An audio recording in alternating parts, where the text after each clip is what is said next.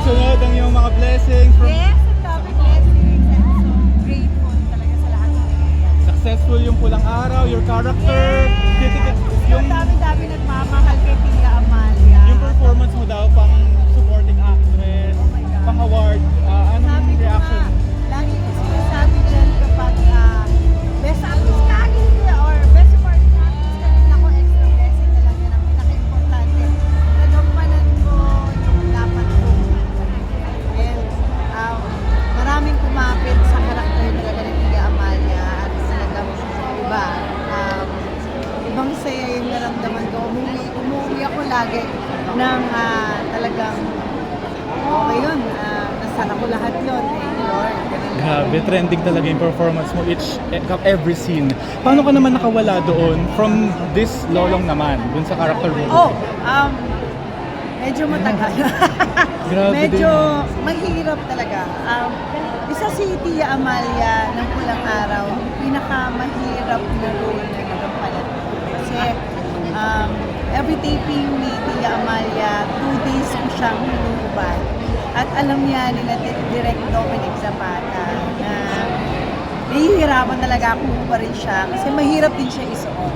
And kung paano ako pumunta kay Karina, ang pinakauna kong ginawa, endurance, physical, nag-jogging ako, lahat, agility, bago ko nilagay yung demeanor ni Karina. Kasi ngayon kasi iba na ngayon si Karina eh. So kailangan medyo talagang mabilis siya kumilos. And ang difference naman ni Amalia to Karina is may power si Karina. So mas madali-daling ihiwalay. Sana mahiwalay ko ka. Can I just say I love your look? Grabe, no? Talagang takaw tingin Alam mo, sobra pinaghandaan ko to dahil alam ko ang lolong ay hindi basta-basta. So, syempre, kung hindi sila basta-basta katulad ng staff namin sa lolong, lahat ng bosses namin, grabe yung preparation dito. Bakit hindi mag-prepare ng bonggang-bongga? Diba? So, ganito sila sa amin. Kailangan suklian mo yun lang. Ganito din kami.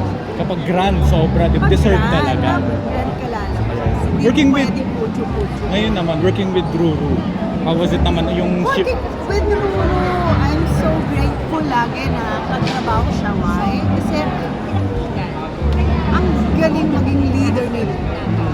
Lahat ng sinasabi niya, makikinig ka talaga kapag nagsasalita siya because from the heart yung sinasabi niya. And then yung suporta, kung nag-open up ako sa kanya, nakakapagod naman si Karina, oo nga, pero sabi ko, ganyan.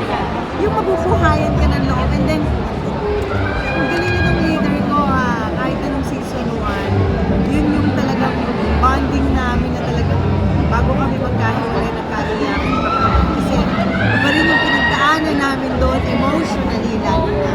Ngayon kasi kung yung season 1, ma-action na, ngayon, replay yung action na dinagdag nila. So, alam ko mas kailangan talagang may effort.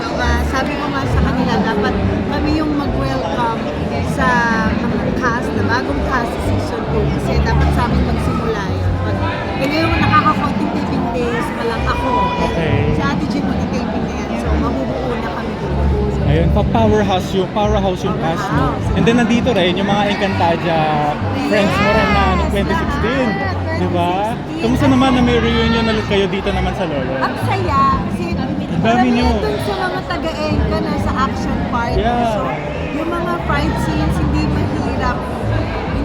Medyo, hindi katulad ng talagang walang-wala kang background. Ito kasi, meron na eh. So, alam mo na kung paano gumalaw. Technically, hindi ka na masyadong mahirapan.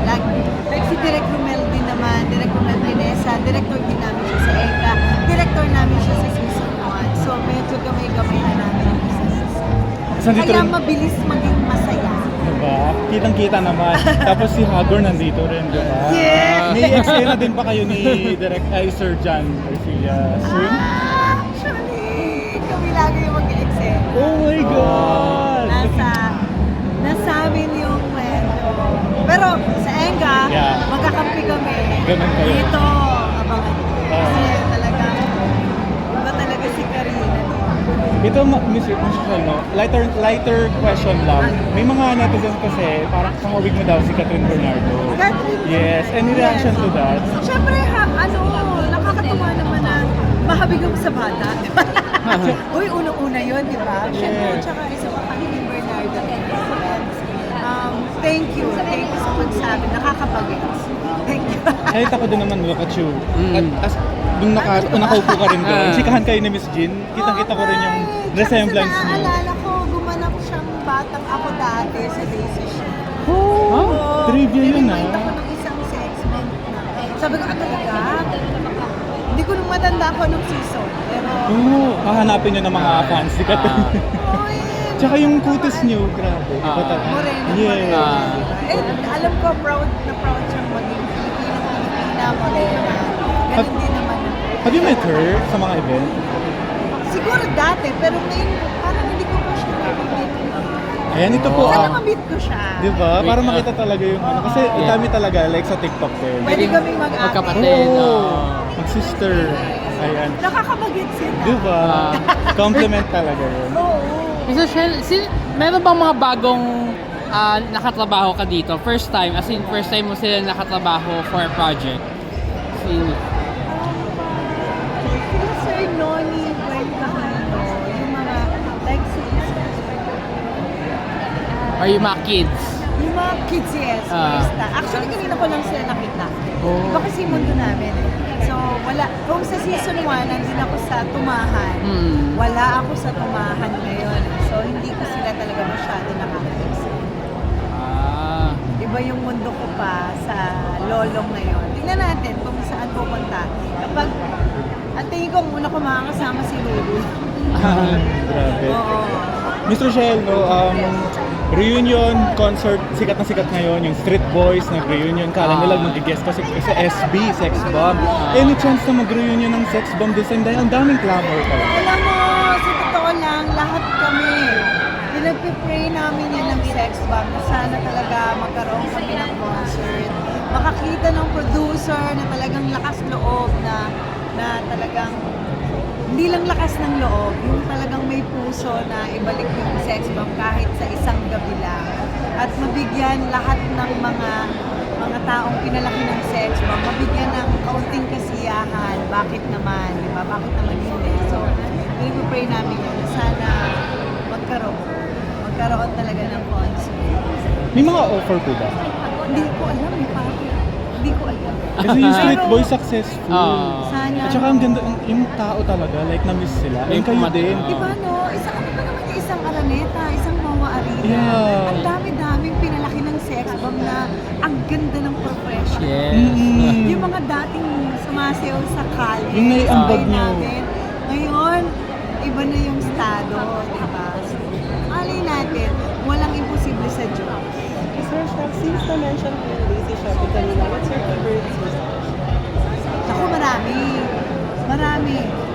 Siyempre gusto ko yung season 1 kasi yun yung simula ng ano namin ng pag-arte. Kasi nandun yung nandun yung ayaw namin umarte, gusto namin umuwi agad. Nandun lahat kasubukan ng ayaw namin maging artista kasi hindi naman kami ginroom talaga para maging artista. And yung sayaw ng puso, yung may ballroom, gusto ko yun. Yung ulingling, gusto ko yun. Tsaka, yung magkakasama kami nila Coco Martin, tsaka Nasa resort kayo. nasa resort, Isla Chiquita, na dun ko nakapartner yung asawa ko ngayon, na napangasawa ko. Arthur syempre. Silva. Subukan ko hindi kami paborito yun. Siyempre paborito kami. And, daming season ng Daisy 7 na talagang, ayun, magugustuhan na. Lahat top-rated, grabe. Oo, so, di ba? Pag narinig nyo yung Daisy 7 na theme song na kumakanta kami ulit sa panahon ng 2025, why not? May kilabot ka na. Ito po my last question, Mr. Shell. Di ba P-pop has been rising right now? And then kayo yung nauna sa pag-uuso ng, kumbaga kayong original P-pop, talaga group, di ba? Anong advice nyo sa mga P-pop na yun, like SB19, Bini? Ang advice ko sa kanila, kapag nasa rurok ka na ng kasikatan, mapapagod ka. Magdasal ka lang at magpahinga muna at bumalik ka wag na wag yung isasagad mo yung katawan mo, isasagad mo yung sarili mo, and then ayaw mo. Huwag kang babawi. Laban na. Balik mo. Have you met SB19 before po sa mga Hindi pa. Oo, kahit wala pa. Collab, Siguro collab. si Stel, nung ginawa ko yung sayaw nila, ano yun? Gento. Gento. Ayun. Oo.